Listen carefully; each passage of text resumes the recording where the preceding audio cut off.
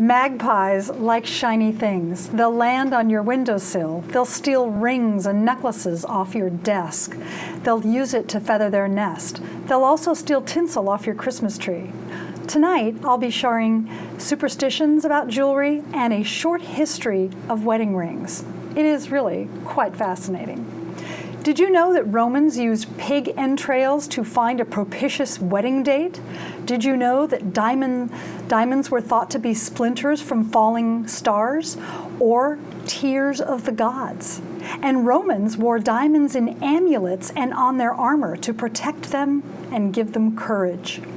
Knights used to give the gift of pearls to be a remembrance for their loved ones. Unfortunately, so many of them were dying that remembrance equated death and tears with pearls. So pearls, unfortunately, fell way out of favor because rulers and royalties planned many ill-planned campaigns, causing much death, misfortune, and tragedy. They needed to scapegoat someone besides themselves, so they blamed witches and witchcraft. Diamonds were thought to protect from witchcraft and enchantment and became the new gift that knights gave.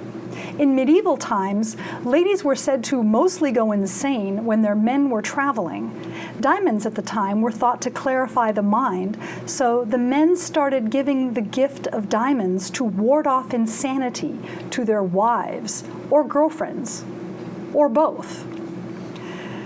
Diamond dust was thought to be on the tip of Cupid's arrows. Did you know that rain on your wedding day is considered good luck in the Hindu tradition?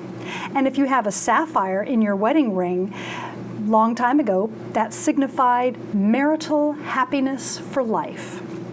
Snake rings with ruby eyes were popular in Victorian England. Those winding coils were said to symbolize eternity. Those Victorians were quite unusual in their jewelry taste. Going into the history of wedding rings, it was thought that Cro-Magnon man probably braided reeds and grasses into rings and anklets to capture a mate.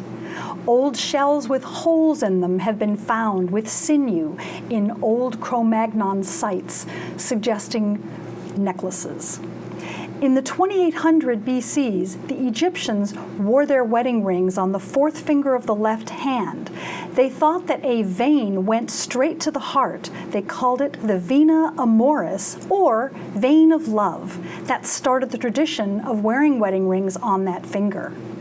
Pliny the Elder said that Roman grooms didn't wear a ring. The wife got 2 rings, gold for ceremonial purposes and iron to signify his ownership of her, and for her to wear at home while slopping the pigs, raising his kids, and cleaning his house.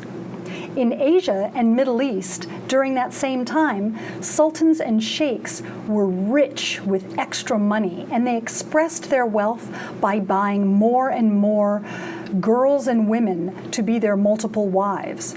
Each wife wore a different puzzle ring, kind of as an inventory.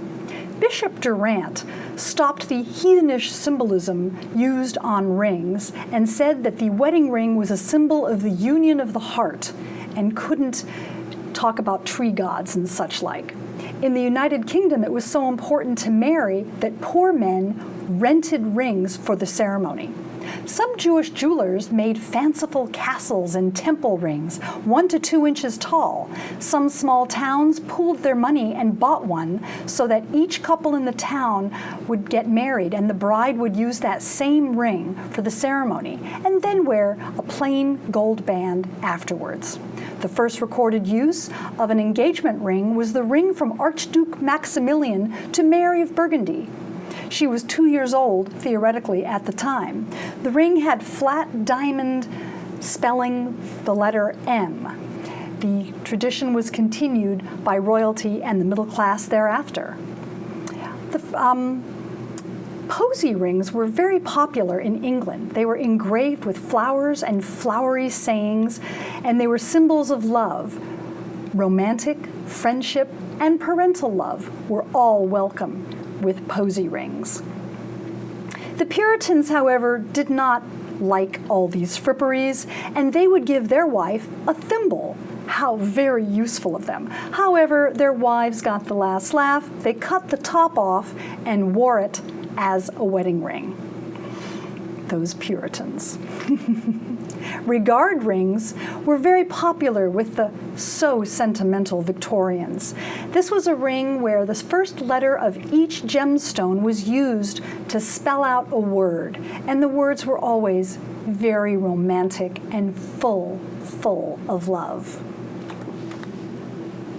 Gimel rings were used where the man would wear one half, the woman would wear the other half, and when they got married, he took his off, gave it to her, and there, ever after, she would wear the two rings together for life. The double ring ceremony was popularized during and after World War II. Men really wanted to wear a wedding ring to keep the loneliness at bay and to give them strength and remind them of the love back home. After World War II, 80% of couples married with a his and her double ring ceremony. Today, rings could mean just love or anything you want them to.